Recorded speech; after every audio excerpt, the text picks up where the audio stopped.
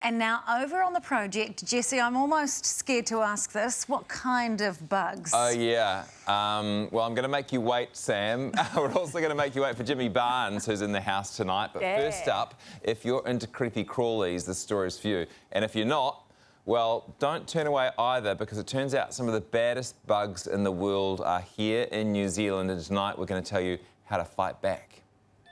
We've all heard the rhyme. Good night, sleep tight, don't let the bed bugs bite. Oh, sweet. But when the bed bugs actually bite, as trampers on Rakiura Stewart Island have discovered, it's not so sweet at all.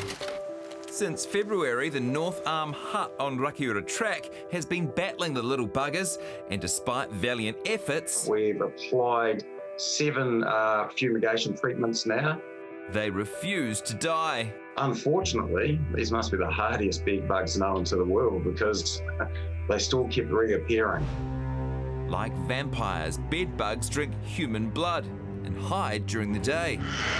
Unlike vampires, they're tiny, lay eggs like crazy, sleep in the corners of a mattress or in the walls or furniture, and are very hard to kill. No, garlic will not do the trick. While Stewart Island's fight has only been going since February, backpackers around the world are no strangers to the plight.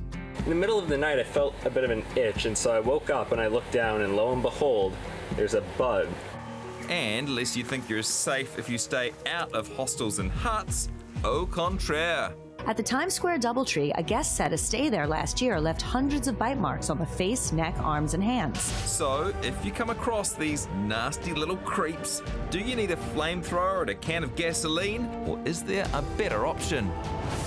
Well, let's find out. We've invited pest controller Owen Stobart in. And first up, Owen, how do we even know if we've got bed bugs? Well, I always say, Jesse, you know when you've got bed bugs when you see one. Tell me more about that. Well, they can come up on the pillow to meet you on the bed, or you can go down under the mattress or the base and find them yourself. They're not that hard to find.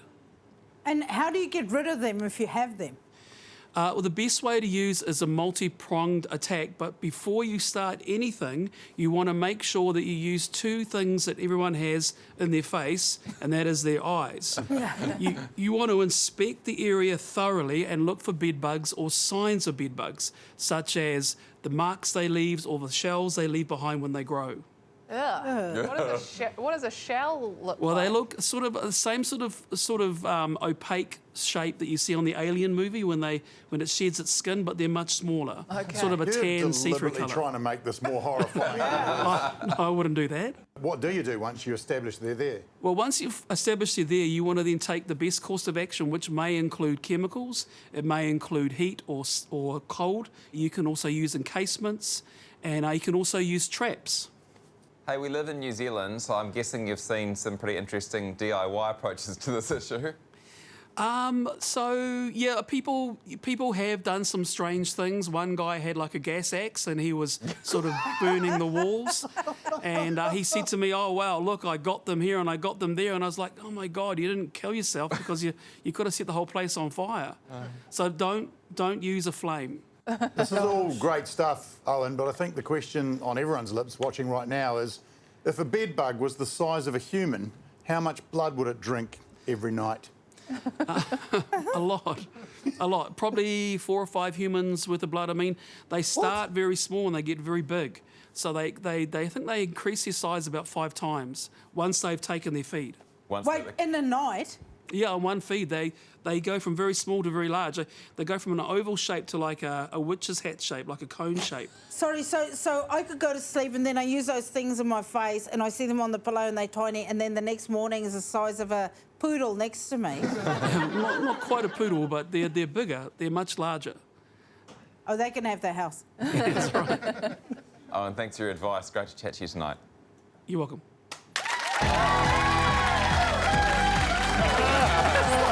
Okay, we're all creeped out. Welcome to the project. We'll keep it going for Ursula Carlson.